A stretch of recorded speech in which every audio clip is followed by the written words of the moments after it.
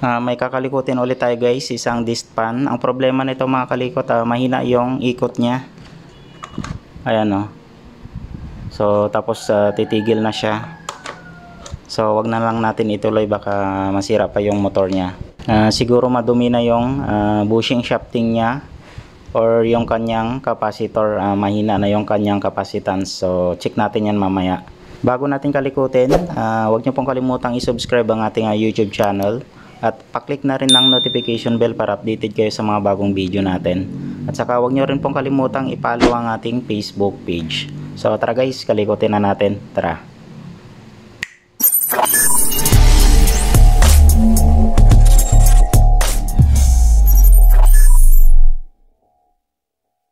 Buksan kagad natin siya mga kalikot.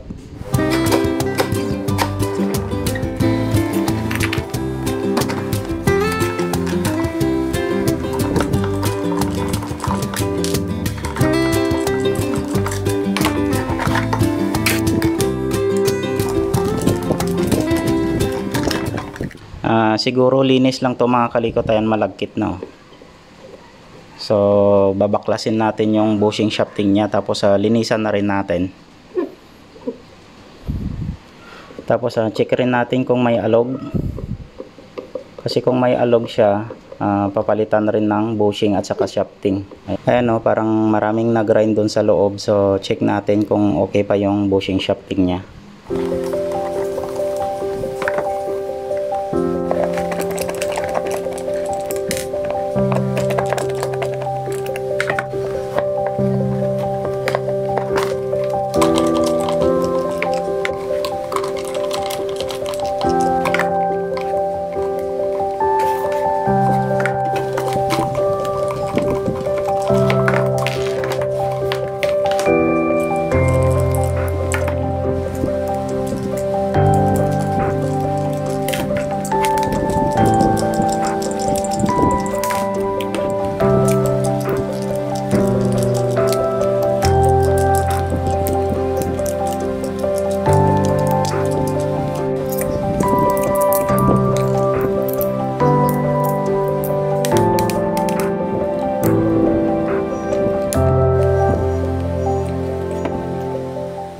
Dito sa kanyang motor, ayan malinis pa.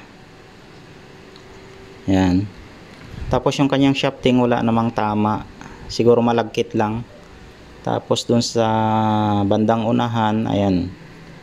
So mukhang okay naman. Pero parang kan siya, may grind.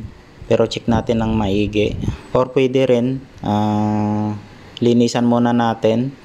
Pero dito hindi na natin tanggalin kasi kinakalawang na dito. Kasi pag tinanggal natin siya, baka magasgasan lang yung kanyang bushing. Try muna natin na linisan yung shafting niya kasi sobrang lagkit. Tapos assemble ulit natin siya, tapos testing. Sa kanyang motor, okay naman yung kanyang motor. Ayan o, malinis pa. Nagka-problema lang dito sa may bandang harap, medyo malagkit na. Ayan o, yung ikot ng bushing shafting. So linisin natin siya, tapos assemble natin, tapos lagyan natin ng langis. So yun lang yung gagawin natin dito. Tapos testing na natin siya mga kalikot.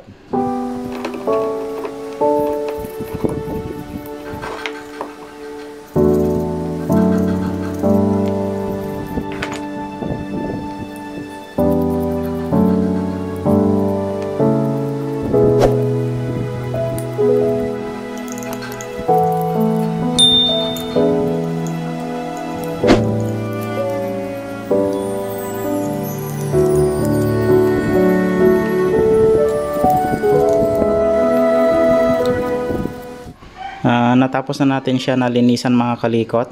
Bali lalagyan ko na lang siya ng langis, tapos assemble ko na siya. Tapos testing na natin.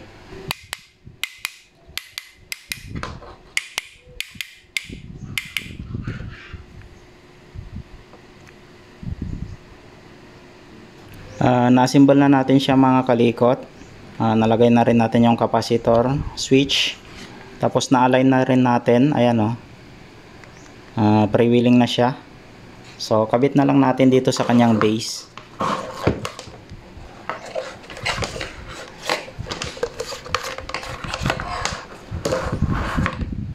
Nasimbol na natin siya sa kanyang base. Try natin. Ayun. So okay na siya mga kalikot. Bali assemble ko na lang yung mga frame nya, tapos yung fan, tapos testing ulit natin. Kaso malutong na yung hilaan nya para mag swing. Ayan o. So hindi na siya pwedeng mag lock. Bali gawan na lang natin ng paraan. Lagyan natin ng panali. Ayan, para malak niya yung kwan, yung pinakahilaan niya dito sa may motor. Nasimbol natin yung frame niya. Try na natin mga kalikot. Ayun. So gumanda na yung ikot niya. Kahit number 1 pa lang malakas na. Ayan o.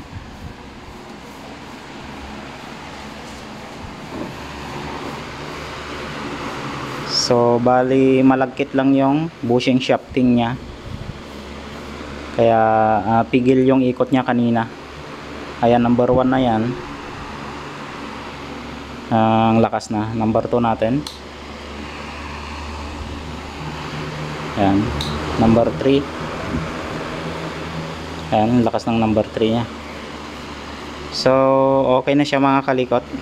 Ang ginawa lang natin mga kalikot, nilinisan natin yung bushing shafting niya kasi malagkit na sa sobrang dumi. So yun lang yung ginawa natin. So kapag halos ayaw nang umikot ng mga electric pan yung mga kalikot, wag nyo nang ituloy na paanda rin. Baka masira lalo yung motor niya. So mas maigi na papayos nyo na lang sa marunong mag-ayos or sa mga technician. So yun lang yung mga ginawa natin guys. Naglinis lang tayo ng bushing shafting nya. So hanggang dito na lang yung video natin para dito sa disc pan na nire-repair natin. Maraming salamat guys sa panonood ng mga video natin. Huwag nyo pong kalimutang i-subscribe ang ating YouTube channel at pa-click na rin ng notification bell para updated kayo sa mga bagong video natin. At saka huwag nyo rin pong kalimutang i-follow ang ating Facebook page. So maraming salamat. Ingat kayong lahat, ng God bless sa ating lahat mga kalikot. Bye bye.